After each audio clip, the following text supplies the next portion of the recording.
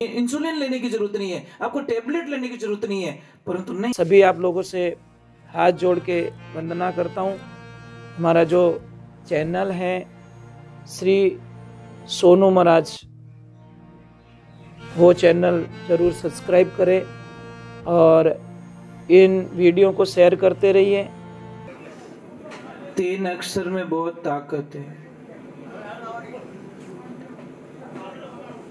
भजन और भोजन। आप देखिए, भोजन में भी 3 अक्षर हैं और भोजन में भी 3 अक्षर है। भोजन अक्षर सेम है ना, भजन। भोजन में खाली एक मात्रा है, ज्यादा है, और भजन में कोई मात्रा नहीं है। बस देखिए, यही ताकत देखिए, एक मात्रा की ताकत देखना। अभी क्या है, रात्रि को भजन है और कल सुबह में भोजन है। कल देखो, ये जगह खाली नहीं मिलेगी आपको। एक मात्रा में शक्ति देखिए आप, अक्षर सेम है, तीनों अक्षर एक मात्रा इन्वॉल्व है, तो बहुत सारे लोग आएंगे। बस यही हमें समझना पड़ेगा। जितना आनंद आपको भोजन में आता है ना,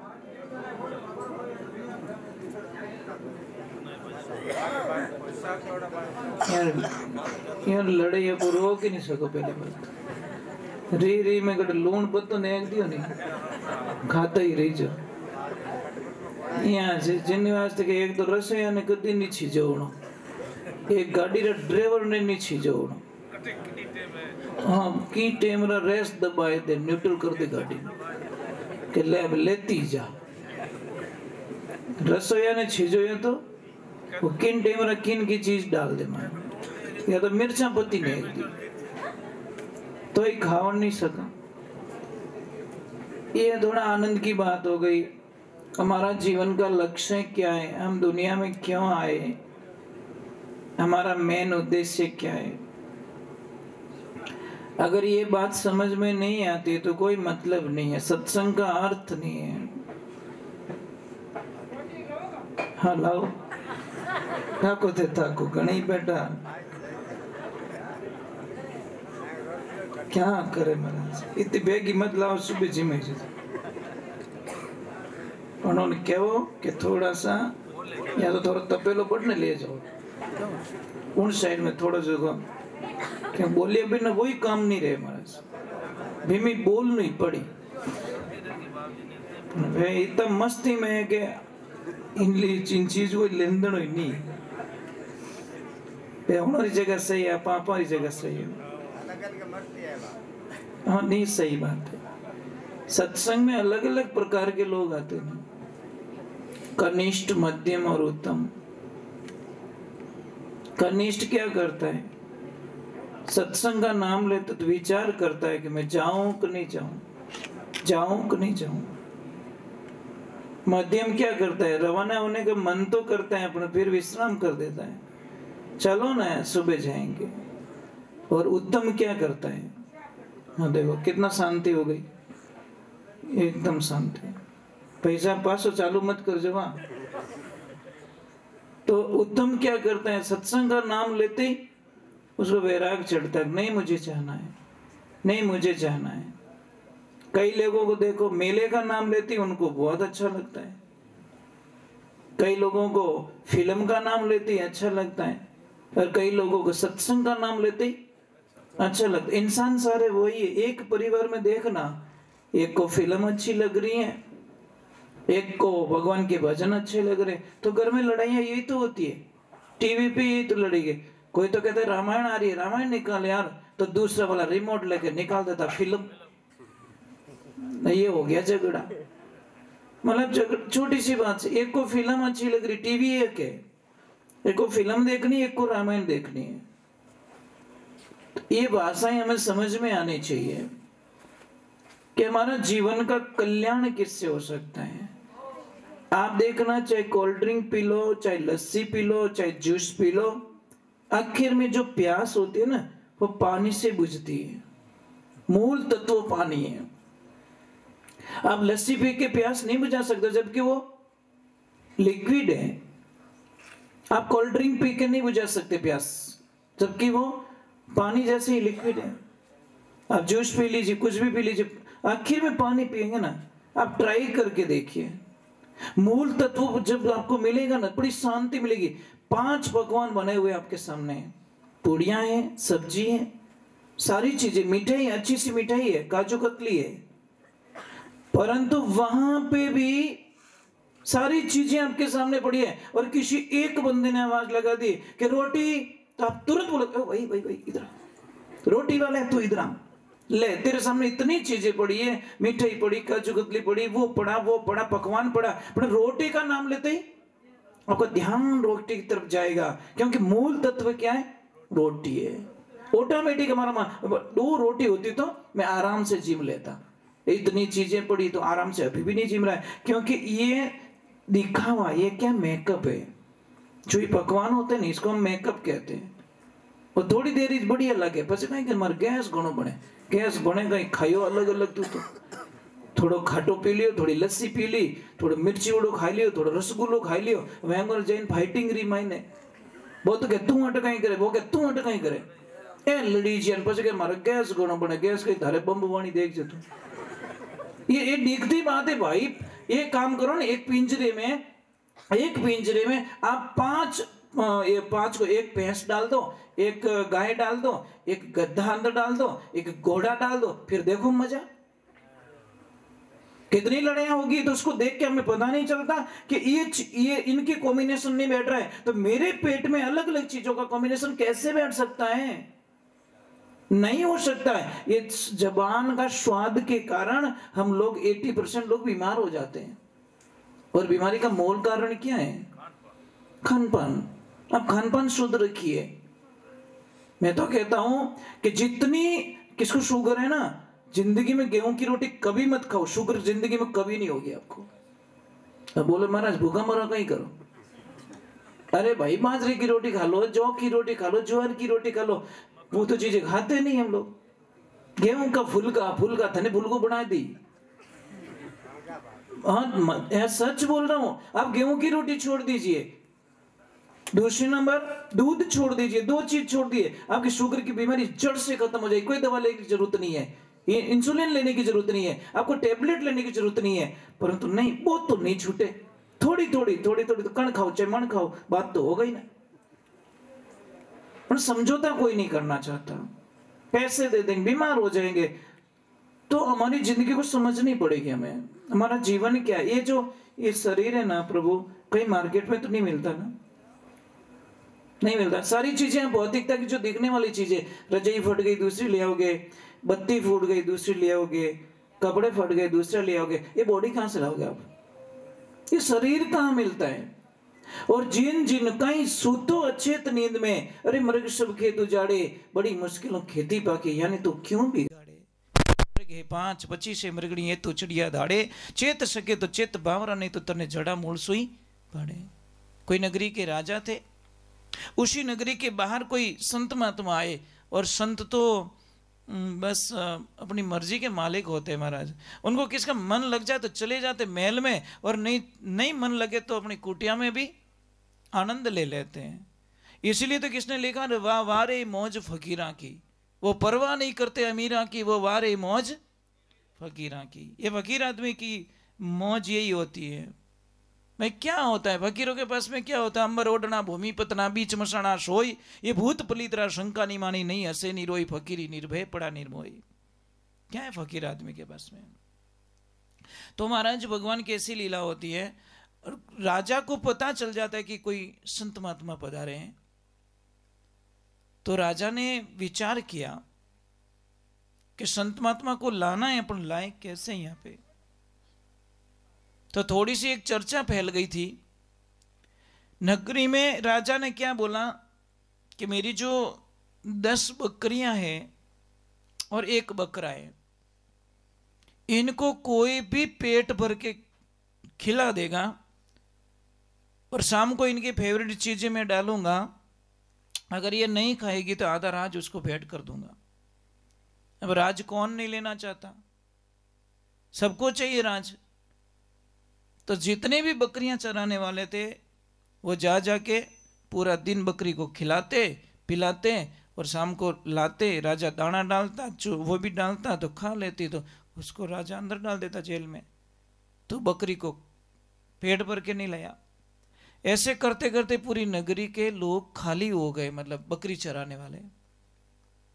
एक दिन एक भोला आदमी निकल रहा है, जैसे ये मंदिर बनाए तूणा बनाए ऐसे निकल रहा, तो गुरु महाराज ने उस भोले को पूछ लिया कि भोला कहाँ जा रहा है, ये बकरी लेके जा, तू अकेला क्यों आ रहा है, कितने दिनों से मैं देख रहा हूँ तेरे कोई मित्र नहीं आ रहे।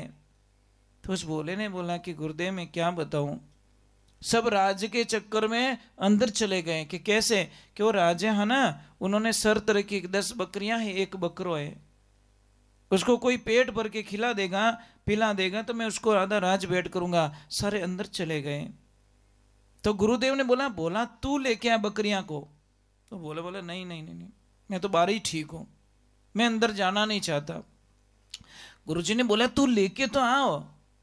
तो बोला होता, गुरुजी को डायरेक्ट बोल गया कि मैं बाहर फिर थारा का यहाँ क्या बोले कहीं, मेरे को भी अंदर डालना चाहते हो आप। गुरु ने बोला तू लेके तो आओ। अब गुरु का आदेश नहीं माने तो भक्ति नष्ट होवे, नहीं माने तो भी प्रॉब्लम है ना। गुरु का वचन तोड़ना भी तो बहुत खतरनाक काम होता है। अब भगवान की ऐसी लीला हुई, वो बोला जाता है बैठता है, पूरी सभा जुड़ी हुई थी।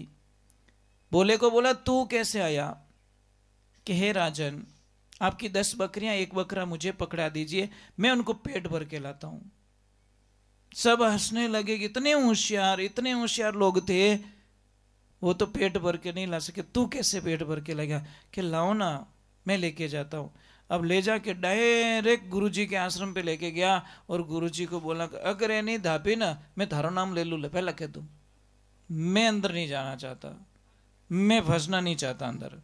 गुरुजी ने बोला कोई बात नहीं, तू नहीं तो मैं, यार दोनों में से एक चले जाएंगे, क्या फर्क पड़ेगा। भगवान की ऐसी कृपा हुई, भोले को बोला यहाँ रख, बकरियों को सामने खड़ी कर और थोड़ा चारा पानी डाल दे, और एक डंडा पकड़ा दिया। और जैसी बकरी खाने लगे, भोले को बोल दिया इसके नाक पे डंडा मार दो। और आपको पता है जैसे नाक पे लगती है तो कितनी देर तक चक्कर आता है। अब भोलो आदमी जो वो थोड़ा डबल ही मेले, भारी हाथ पड़े, जैसे ही बकरी खावे वो डंडी उमेले नाक माते। बकरी तो ऊंचू मुंड कर घनी देर देखे अटक आई कटे में, बहुत टाइम हो गया। अब जैसे ही खाने लगे भोला डंडा बताता तो वो रुक जाती है। गुरुजी ने बोला कुछ हुआ, कि हुआ क्या गुरुजी, बराबर काम हुआ, एक ही नेड़ी नहीं आवे, तो बस तुझे कुछ नहीं करना, ले जा इस बकरियों को। और जैसे ही वो राजा कुछ डाले दाना पानी तो की मत कर जो डंडी ऊपर कर दीजिए, वही टोट को धार करने कि ठीक है गुरुदेव। अब लेके गया वापस, राजा ने बोला खिला पिला दिया, कि हाँ, कि बोला रोज तो पेट इनका फूला रहता है, आज पेट मुँह चिपियोड़ी की करे, कि अरे गुरुदेव धाभी आज ही है, ये रोज तो कहीं है फॉर्मलिटीज में, आज यार रोज गैस बनी उड़ रहे, आज फ्री माइंड है। जैसे वो खाने के लिए दाना पानी डाला, बोलो डंडी ऊंसो की दो बकरियां खावी को नहीं। राजा ने बोले तो दबाई दी भाई, ये तो आधा राज का मालिक बन गया। अब जैसे ही आधा राज देने लगा, भोले ने बोला मुझे ये राज नहीं चाहिए, मेरे जितने मित्र अंदर है उन सबको बाहर निकाल दो, बस मुझे कुछ नहीं चाहिए। देखो मतलबी और बिना मतलबी लोग यहाँ पता चलता है। अगर मतलबी होता तो उनको बाहर क्यों निकलवाता, वो डायरेक्टली राज ले लेता। पर देखो उसकी भक्ति कितनी महान है, अपने लिए नहीं, बोला बाहर निकाल दे। महाराज भगवान की कृपा हुई और सारे लोगों को बाहर निकाल दिया। अब सारे लोग भोले को पूछ रहे तूने कैसे जीत लिया, तूने कैसे जीत लिया। तो वो अकेला गाता जा रहा है, नाचता जा रहा है, झूमता जा रहा है, क्या बोल रहा है, अरे मुकदमा जीतिया रे ए मारा सतगुरु बनिया वकील, मुकदमा जीत गया मैं, मेरे गुरुजी वकील बन गए, उन्होंने सियाण समझाई और मैं समझ गया और जीत गए। इसलिए ध्यान रखिए बिना अच्छी संगत हमारा जीवन का कल्याण नहीं हो सकता। आज आज अच्छे कपड़े पहनने के लिए हमारे पास पैसे हैं, अच्छी गाड़ी खरीदने के लिए पैसे हैं, अच्छा बंगला बनाने के लिए पैसा है, अच्छी टाइल लगाने के पैसे हैं, परंतु अच्छा खाने के लिए लोगों के पास पैसे नहीं है।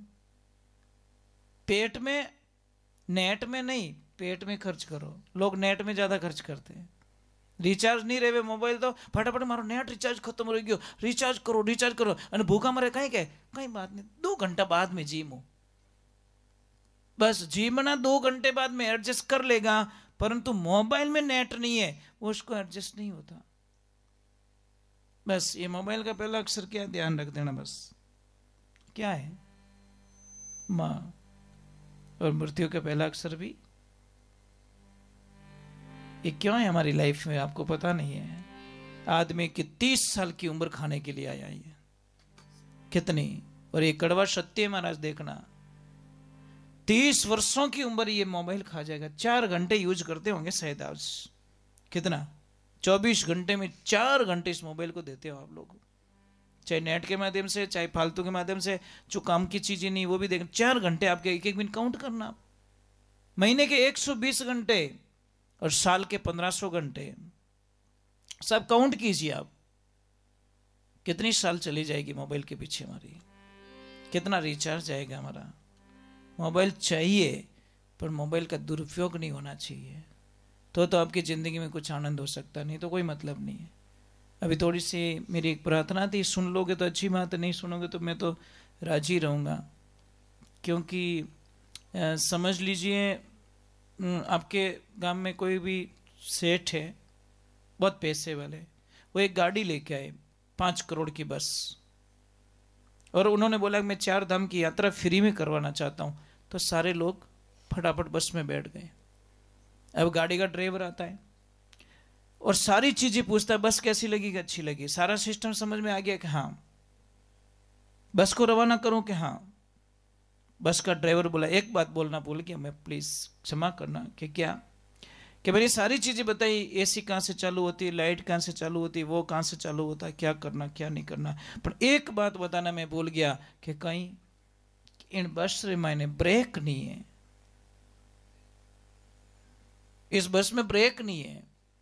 अब अंदाज लगाओ, अंदर बैठोगे बाहर निकलोगे आप, क्या बस 5 करोड़ की भाई,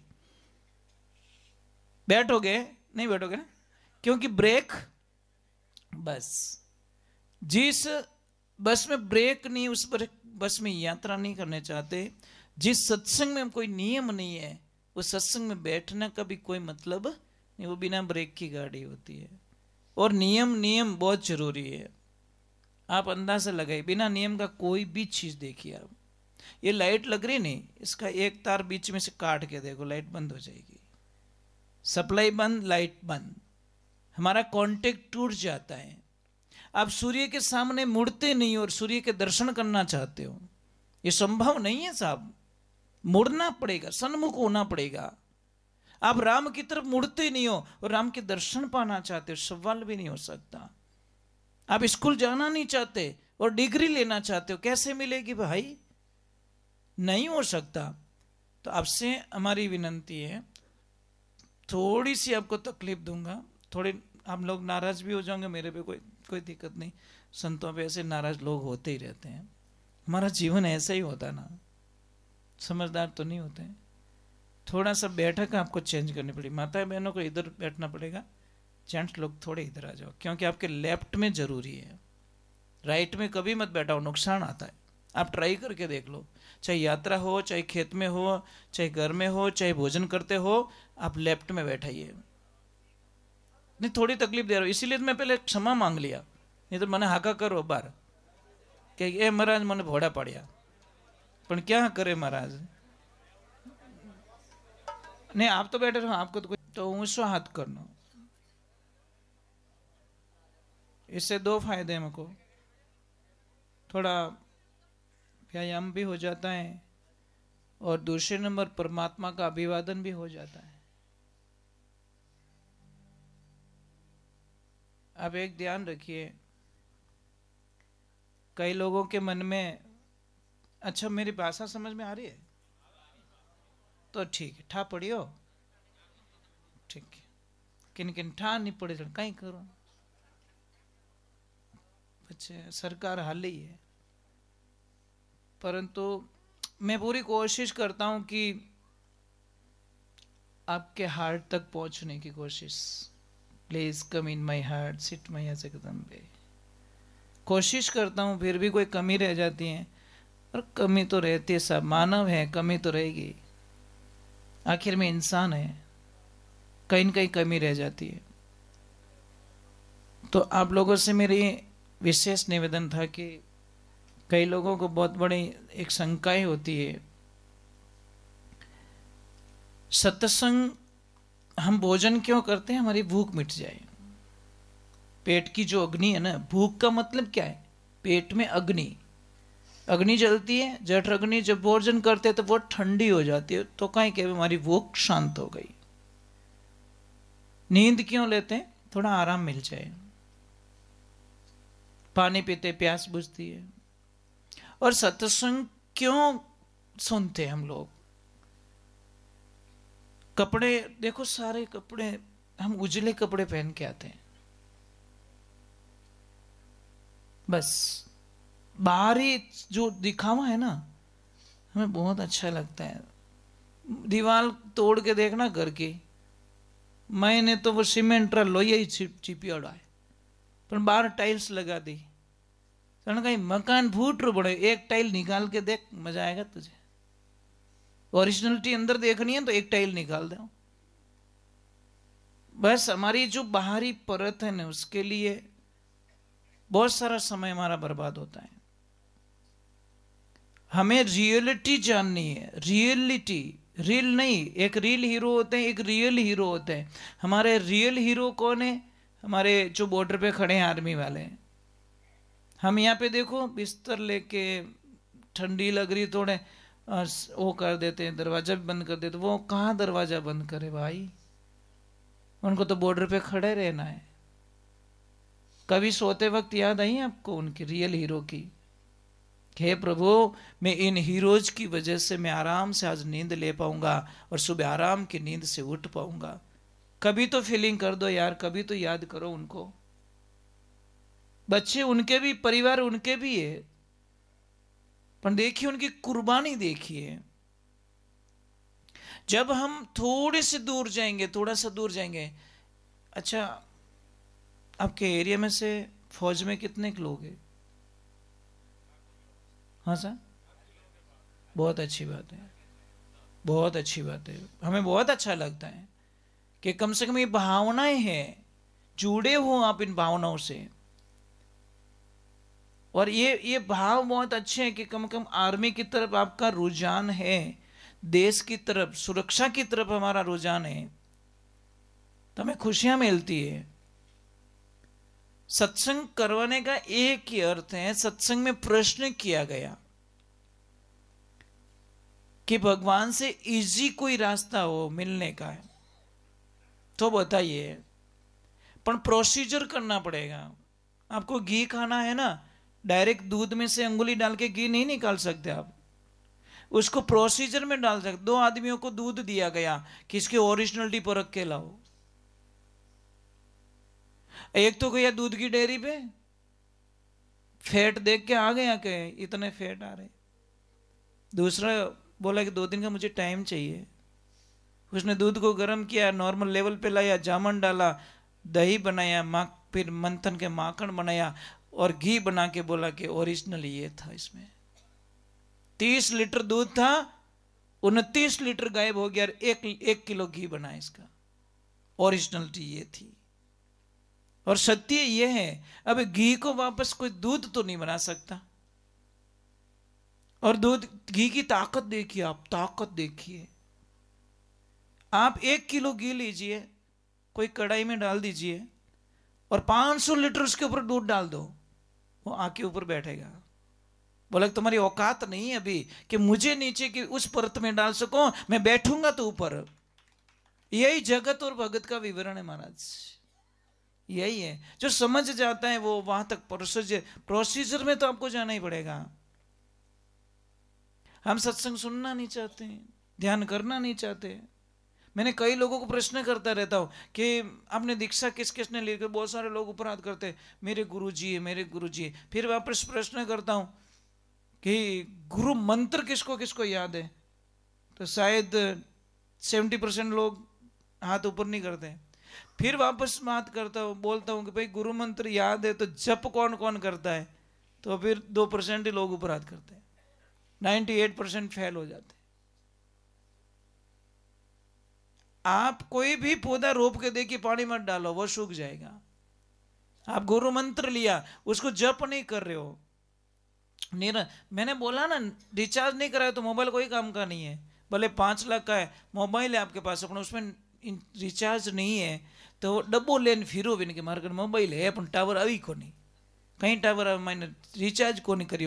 तो गुरु मंत्र, मंत्र मंत्र इस शब्द को समझो, मन को तर कर देता, वो मंत्र रहता है। ओम नमो भगवती माँ बोले प्रक्रमाए मनोविलासित मन स्तंभ कुरु कुरुस्वा, इस मन को इतना प्रफुल्लित कर देता है, उसको कहते हैं गुरु मंत्र। पर एक बार उसके करीब जाके देखिए, अरे भगवान तो बहुत इजीली मिलते, इजीली, परंतु आपको वो रास्ता पता नहीं है। इसलिए भगवान आपको पता है कि भागवत जी में एक कथन आता है, जब भगवान कृष्ण भगवान समझाने के लिए जाते हैं कौरवों को कि भाई युद्ध मत करो, लड़ाई का कोई मतलब नहीं है, 5 गांव दे दो और बात खुद खत्म करो। ये समझाने के लिए आने वाले थे कल, और आज का प्रोसीजर विदुर जी को पूछा गया कि विदुर जी आप अपनी नीति क्या कहते हो, आपका विचार क्या कहता है, हमें क्या करना चाहिए। तो विदुर जी ने डायरेक्ट धृतराष्ट्र को बोला कि दुर्योधन है ना, ये तुम्हारे पूरे वंश का विनाश कर, ये नाग है नाग, इसको बाहर निकाल दो, नहीं तो तुम्हारे पूरे वंश का विनाश कर देगा। ये बात दुर्योधन ने सुन ली कि काका रोटी हमारे खाते हो, भोजन हमारे खाते हो, नौकरियां करते हो और मेरी निंदा करते हो, चले जाओ यहां से। विदुर काका बड़े खुश हुए मन ही मन कि इन दुष्टों के जाल से निकलूं। जैसे ही गए घर पे, विदुरानी जी बोले कि आप इतने नर्वस क्यों लग रहे हो। कि विदुरानी एक तरफ मुझे बहुत खुशी है और एक तरफ बहुत दुख है। कि क्या, कि एक तो उन दुष्टों से छुट्टी मिल गई इसलिए बहुत आनंद में हूं मैं, बहुत खुशी है मुझे, पर दूसरी दुख भी है मुझे कि एक दिन बाद में छुट्टी मिलती। कि क्यों, कि कल कृष्ण आने वाले हैं, उनके दर्शन हो जाते, उनसे भेंट हो जाती तो मन को बड़ी शांति मिल जाती। ऐसे बोलते बोलते विदुर काका के मन में आंखों में आंसू आ गए कि मेरे कृष्ण से नहीं मिल पाऊंगा मैं, कितना अभागा मैंने जीवन को निकाल दिया और लास्ट टाइम मुझे अलग कर दिया। एक दिन और देते मुझे, सिर्फ एक दिन, और फिर दूसरे दिन मुझे निकाल देते वहां से, पर मुझे एक दिन पहले निकाल दिया गया। अब देखिए विदुरानी जी का विश्वास, वो क्या कहती है कि चिंता मत कीजिए, आएंगे मेरे प्रभु, मिलेंगे हमसे। अब सेकंड डे जब आते हैं भगवान, और दुर्योधन पूरे सज धजक के भगवान को रथ में ले जाना चाहता है, इस रास्ते ले जाना चाहता है। भगवान बोलते नहीं, इस रास्ते नहीं चलूंगा, मैं इस रास्ते चलूंगा। बोले भगवान उधर तो रास्ता सही नहीं है, सजावट इस रास्ते की है, श्रृंगार इस रास्ते पे किया हुआ है, तैयारियां इस रास्ते पे की, नहीं मैं इस रास्ते जाऊंगा। देखिए भगवान कहते कौन नहीं, इस रास्ते कैसे जा रहे हैं, क्योंकि विदुर जी का घर इस रास्ते पे पड़ता है। वो डायरेक्ट नहीं बोले कि विदुर काका इधर रहते, पर उन्होंने बोला नहीं मुझे इस रास्ते जाना है, और भगवान इस रास्ते गए, जिद कर गए। और जैसे ही सारे तापड़दिंग कर रहे, नाच रहे, बाजे बज रहे, विदुर जी विदुरानी जी ऊपर खड़े महल के अंदर, उन्होंने बोला थोड़ा फूल बरसा देंगे, हमारा कामना पूरी हो जाएगी, हम कृष्ण को देख लेंगे बस। और जैसे ही उनके महल के कक्ष गए, उन्होंने रथ रोका दे, डायरेक्टली बोल दिया कैसे हो विदुर काका। कौन कहते भगवान नहीं सुनते, सुनने वाला तो चाहिए, इसलिए कहते ना भाव के भूखे हैं भगवान। हाँ, भाव ही एक सार है, जो बजते मुझे भाव से उसका बेड़ा पार है। अब भाव से जाइए भगवान के पास में। कोई भी मंदिर जाइए, मंदिर ये मत देखिए मंदिर छोटा ये बड़ा, ये दो देखना बंद करो, और जब तक दो देखना बंद नहीं करोगे भगवान की प्राप्ति कभी नहीं कर पाएंगे। क्योंकि कीड़ी में तू नानो दिखे, हाथी में तू मोटो क्यों, बण महावत ऊपर बैठो हाकण वालो तू रोई तू कैसो खेल रचियो मेरे दाता जी, तो देखो ही तू रोई तू है नहीं। नर नारी में दो दिखे, नर नारी में एक विराजे दो दुनिया में दिखे क्यों, टाबर होकर रोवन लागो राखण वालो तू रो तू कैसो खेल रचियो मेरे दाता जी, देखो तू रोई तू। ये भाव रखिए। आप ये मत सोचना इतनी सी मूर्ति में क्या है, वहां तो मूर्ति बहुत बड़ी है उसमें भगवान है, ये भूल कर देते हैं। ये समझ से परे हो जा। दो देखना बंद करो कि मोरे मंदिर तो जोरदार बनियोड़ो और अटे मंदिर छोटो ही है। ये छोटा मोटा आपने वास्ते भगवान रे वास्ते छोटा मोटा भगवान ने कोई शास्त्र में नहीं लिखा या कोई वेद पुराणों में नहीं लिखा कि छोटे मंदिर में भगवान नहीं मिलेंगे, कोई विशाल मंदिर होगा उसी में भगवान मिलेंगे, ऐसा नहीं है। ये भाव को बंद कीजिए। आप कहीं पे भी सत्संग में जाओ, जो भी आपको अच्छे लगे सब संतों का भगवान का दूत समझ के उनके मुखारबिंद से निकली हुई वाणी परमात्मा की वाणी समझ के ग्रहण करके आइए। अपने दो देखना बंद कीजिए। मोरा महाराज को नहीं है तो इयारा महाराज है, लपड़ो अटीज भी हो। इसलिए शास्त्र कहता पति और पत्नी को गुरु एक होना चाहिए। दो गुरु वाला घर में कभी शांति नहीं हो सके। कारण एक गुरु जी आया, पत्नी के गुरु आए तो पत्नी बड़ी खुश है और पति फुटबॉल जैसे मुंह करके फूल रहा है। वो तो थारा गुरु महाराज है, मारा थोड़ी गुरु महाराज है, थारा गुरु महाराज है। अब पति देव के गुरु महाराज आ गए तो पत्नी रोटी जली बली डाल के लो, ये तो तुम्हारे गुरु जी, मेरे थोड़ी गुरु जी। समझने की बात है, क्योंकि दोनों की विचारधाराएं अलग हो जाएगी। ये समझने का भाव होता है। इसलिए एक गुरु की शरणागति लीजिए। राम के पूरे परिवार के गुरु वशिष्ठ गुरुदेव। देखिए आनंद देखिए आप। तो हमें समझना पड़ेगा इन चीजों को। ज्यादा तो नहीं बोल रहा हूं मैं कि भजन सुनना है, मैंने तो वैसे ही आगा पसंद है ही को नहीं। ये तो ठीक है कीर्तन करता हूँ बीच में, थोड़ा बहुत कर लेता हूँ थोड़ा मनोरंजन के लिए, नहीं तो हमें लोगों को ये पसंद नहीं है। ये धाम धूम बजते ना बहुत हार्ड होता है। इससे हार्ट अटैक आता है पता है। मजाक नहीं कर रहा हूँ। आप कोई अच्छी डॉक्टर के पास में छोटे बच्चे को लेके जाना, आप एक काम करना, डीजे बजता है जब तो एक आधा घंटा बच्चे को रखना, वो 3 दिन तक आंगले गाली कान में पैसे कहीं नहीं, बरात गणी भटके, बरात को नहीं वो डीजे भटके मायने। छोटे बच्चे होते ने उनको आवाज सहन नहीं होती, और सहन नहीं होने के कारण उनके पर्दे बहुत पतले होते हैं ना, उनको बहुत कान दुखते हैं। इसलिए कोई भी बच्चे को जब डीजे में जाओ, कहीं पे मैं मना नहीं करता, डीजे में जाओ तो बच्चे के कान में रुई डाल के जाओ। छोटे बच्चे को लेके जाओ। अरे डीजे में इतनी ताकत होती पता है, आपके घरों के बर्तन नीचे गिर जाते साहब। तो यहाँ कितनी दीवार है, इतनी मजबूत दीवार, 15 इंच की दीवार के अंदर जो बर्तन पड़ा उसको नीचे गिरा दिया उसने, तो हमारे यहाँ पे कितनी दीवार है। समझ में आ रहा है? थोड़ा समझो, थोड़ी विचारधाराओं को बदलने की कोशिश कीजिए। शांति, मैं तो इतना मानता हूं, ठहरे हुए पानी में अपना चेहरा देख सकते हो, चलते हुए पानी में चेहरा नहीं दिखेगा। बोलिए सदगुरु जी मरण कौन नहीं है। इसलिए भगवान ने बोला ऐसा प्रसाद दिया जाए, वो क्या नहीं मारो मारो मारो, ले हमें राम राम कर तू, कोई नेड़ो नहीं आवे महाराज। मतलब की दुनिया महाराज समझना पड़ेगा। हमारा इस दुनिया में कोई प्रेम नहीं करता किसी से, कोई। ये गलत फहमी है। ये मेरे से प्रेम करता है, ये प्रेम सिर्फ माता पिता के अलावा इस संसार में कोई हमसे प्रेम नहीं करता। ये गारंटी महाराज लिख दीजिए आप। पेरेंट्स के अलावा दुनिया में कोई हमसे प्रेम नहीं करता। एक माता पिता ही ऐसे होते हैं, चाहे औलाद कैसी भी है तो भी माता पिता को तो प्रेम उसके ऊपर आ ही जाएगा। और एक ट्राई करके देखना, जो अणकमाऊ से अणकमाऊ बेटा है ना, उसको भी सबके सामने मां डांट लेगी, जा तुझे खाना नहीं मिलेगा, और वही मां रात को 12 बजे छाने छाने ले जाने मैंने रोटी खिलावे महाराज, उसको मां कहते हैं।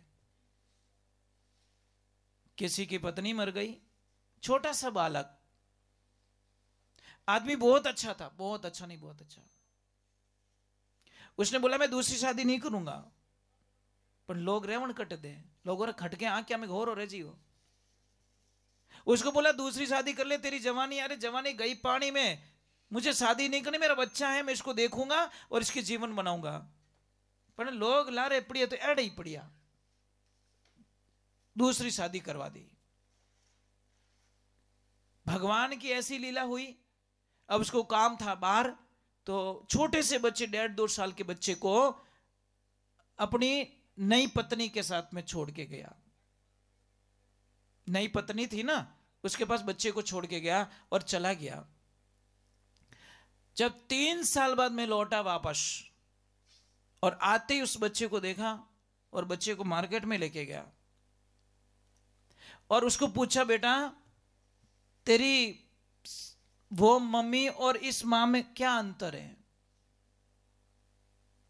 अब बच्चे की बात सुनिए महाराज। बच्चा क्या बोल रहे, पिताजी वो मम्मी थी ना मेरी सगी मम्मी, वो बहुत झूठ बोलती थी, और ये नई वाली मां है ना एकदम झूठ नहीं बोलती पापा। पापा बोल रहे क्या बोल रहा है तू? तेरी सगी मां झूठी थी और ये सच्ची है कि हाँ पापा मैं सच बोल रहा हूं। मेरी जो सगी मां थी ना वो बहुत झूठ बोलती थी, और ये नई मां है ना झूठ नहीं बोलती पापा। कि वो कैसे? कि मेरी जो सगी मां थी ना, कहीं पे भी कोई गलती हो जाती या कपड़े धूड़ में कर देता या कुछ गलती कर देता तो 2 झापट रख के बोलती, शाम को तुझे खाना नहीं मिलेगा। पापा बताएं, सुबह बोलती खाना नहीं मिलेगा और शाम को खाना खिला के सुलाती। तो झूठी थी ना पापा, वो झूठ बोलती थी ना। वो बोलती कि सुबह खाना नहीं मिलेगा शाम को, फिर भी वो खाना खिला के मुझे सुलाती थी। और ये मम्मी बोलती नहीं तुझे 2 दिन खाना नहीं मिलेगा, तो सच में पापा ये झूठ नहीं बोलती, 2 दिन खाना ही नहीं देती मुझे। फर्क इतना ही है। एकदम उस आदमी की आंखों में आंसू आ गए, अरे मेरे प्रभु वाह। इसलिए पेरेंट्स इज गॉड। मैं सिर्फ माता पिता को भगवान मानता हूं साहब। और जिस दिन आपको यह बात समझ में आ जाएगी माता पिता की, उस दिन दुनिया के बेताब बादशाह बन जाओगे आप। माता पिता की बातें क्यों कड़वी लगती हम लोगों को? क्यों पापा कुछ कहते हैं तो गलत लगती है, क्यों मम्मी कुछ कह देती है तो गलत लगती है? और जिन जिन बच्चों को माँ बाप की बातें खरी लगती है ना, देखना महाराज उनका तो भविष्य खराब हो चुका है। जिंदगी में कभी सक्सेस नहीं हो पाएंगे। ये ट्राई करके देखना। ये दिल है ना साहब, दुनिया वालों को देखे देखो, खेलेंगे तुम्हारे दिल से। ये दिल दुनिया वालों को दोगे तो दुश्मन तुम्हारे 1000 खड़े हो जाएंगे। ये दिल अगर मेरे प्रभु को दोगे तो चाहने वाले लाखों लाइन में खड़े हो जाएंगे। फर्क इतना ही पड़ेगा। ये दिल भगवान को दे के देखो, एक बार ट्राई करके देखो, एक बार प्रेम करके देखो मेरे प्रभु से, जिंदगी में बहुत खुशी आएगी। पर क्या करे, ये मोबाइल कहते हैं I miss you, I like you, मरो मरो बस, कुछ नहीं मिलने वाला है। बस मिलेगा तो परमात्मा की भक्ति के अलावा कुछ भी नहीं है। आप कहीं पे भी दिल लगा के देखो, रोने के अलावा कुछ नहीं मिलेगा साहब। और एक बार परमात्मा से प्रेम करके देखो। देखो यहाँ संतों की समाधि देखिए, इन्होंने परमात्मा से प्रेम किया, ईश्वर से प्रेम किया। आज हजारों साल वर्षों बीत गए तो भी उनका नाम ब्रह्मांड में कोई मिटा नहीं सकता। ये परमात्मा की भक्ति का आनंद है। जय हो। हाँ यहाँ पे लेके जी, बहुत बहुत धन्यवाद है आपको कि शायद जय हो जय हो। क्या बात है गुरुदेव के।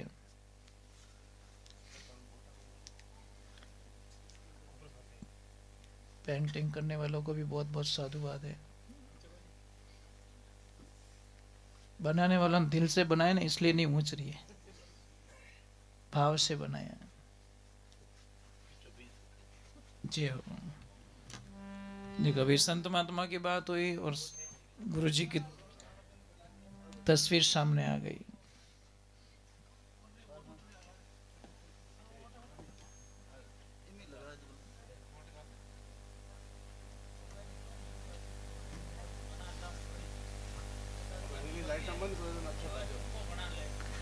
नहीं, बहुत बहुत धन्यवाद जिन्होंने ये तस्वीर बनाई है और जिन्होंने ये किया है, बहुत बहुत साधुवाद उनको।